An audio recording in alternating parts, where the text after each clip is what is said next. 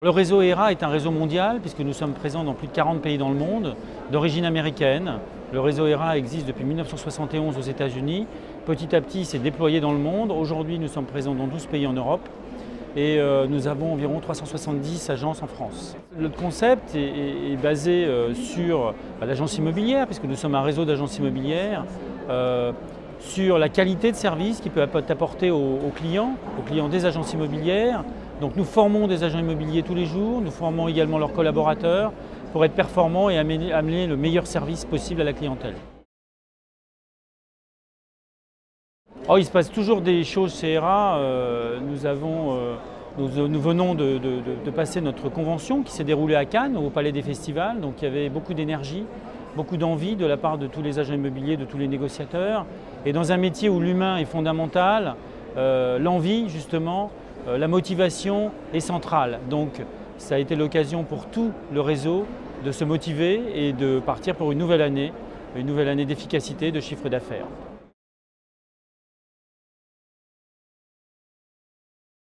Les conditions d'accès sont de 20 000 € pour quelqu'un qui crée son agence immobilière, en partant de zéro, c'est-à-dire qu'il ne connaît absolument pas le métier, donc nous le formons, nous le suivons. Si la formation concerne également son conjoint, ce qui arrive parfois, ou éventuellement un associé, tout est inclus dans les coûts de la formation. Donc tout ça, ça inclut sa formation, son suivi pendant le temps nécessaire à son efficacité, on va dire ça comme ça. Concernant les aménagements, évidemment, en qualité d'indépendant, c'est lui qui les assume. Concernant l'enseigne également, mais il y a un accompagnement dès le stade de la première rencontre jusqu'au fait qu'il soit au moment où il devient vraiment opérationnel sur le terrain. Nous recherchons des gens qui ont, je dirais, des capacités personnelles, des capacités de chef d'entreprise, c'est-à-dire des capacités de management, des gens qui savent communiquer, qui aiment les gens, qui aiment le service à la clientèle. Pourquoi? Parce que ce métier consiste à vendre sa confiance, à inspirer confiance aux gens pour leur apporter le meilleur service. Donc évidemment, si on ne sourit pas aux gens, si dès le départ on n'a pas envie de satisfaire les gens, ça ne peut pas fonctionner. Donc c'est, je dirais, la première qualité. Ensuite, bien sûr, il faut des capacités de management, de chef d'entreprise, avec une entreprise à gérer, des capacités de gestionnaire, voilà, des capacités d'écoute aussi, mais très souvent ça va ensemble tout ça. Et puis il faut un petit peu d'argent. Il faut un petit peu d'argent pour mettre en place son entreprise, sachant que dans l'immobilier, il n'y a pas besoin d'un apport extrêmement important, contrairement à d'autres domaines, puisqu'il n'y a pas de stock dans l'immobilier, il n'y a pas de stock à financer. Voilà. Ensuite, évidemment, il y a des nécessités concernant la profession, qui est une profession réglementée, pouvoir obtenir la carte professionnelle, mais il y a toute une succession de possibilités avec le système des VAE aujourd'hui qui permet à des gens qui a priori n'ont pas le diplôme de pouvoir accéder à cette profession. C'est toujours difficile, cette question est toujours difficile parce que je pense qu'un réseau doit correspondre à la personne qui rentre dans ce réseau. Chez ERA, nous avons une façon de fonctionner qui est très proche des gens et c'est vrai que certaines personnes apprécient ça.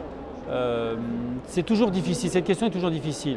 Je dirais quand on est créateur, on veut créer son agence immobilière, pour moi il y a quelque chose d'extrêmement important, c'est la pérennité de l'enseigne, premièrement.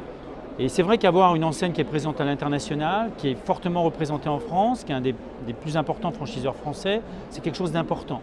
Quand on est effectivement franco-français, on sait qu'il peut se passer des choses au niveau de la France et tout ça peut être très bien remis en question. Quand on est un franchiseur international, a priori, la marque a une assise, une position qui est bien supérieure. Premier point. Deuxième point, il y a un savoir-faire. Il y a un savoir-faire qui est éprouvé, qui existe dans de nombreux pays. Ça veut dire qu'il y a une capacité de l'enseigne, du franchiseur, à s'adapter au pays.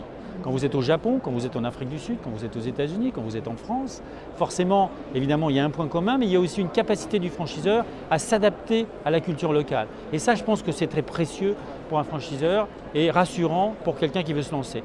Ensuite, nous sommes la seule enseigne certifiée qui a obtenu la certification de service par le Bureau Veritas, qui est le numéro 1 mondial de la certification. Et tous les ans, nous avons un audit par le Bureau Veritas qui vient auditer tous nos services en tête-à-tête avec chaque individu qui rend son rapport, puisque leur mission est de dire la vérité, rien que la vérité. Et c'est très intéressant pour nous, pour moi aussi, directeur du réseau. Ça me permet de m'assurer que nos process sont bien compris, sont bien clairs ils sont compris par quelqu'un qui est complètement extérieur, donc c'est très intéressant. Et également, c'est aussi un label, c'est une manière aussi de rassurer les gens concernant la qualité de notre concept et la qualité de nos process. Lorsque quelqu'un souhaite rentrer chez nous, premièrement, il y a un entretien. On explique à la personne notre vision des choses. Il y a un entretien avec cette personne pour voir un peu sa personnalité, pour voir si son profil correspond à la profession.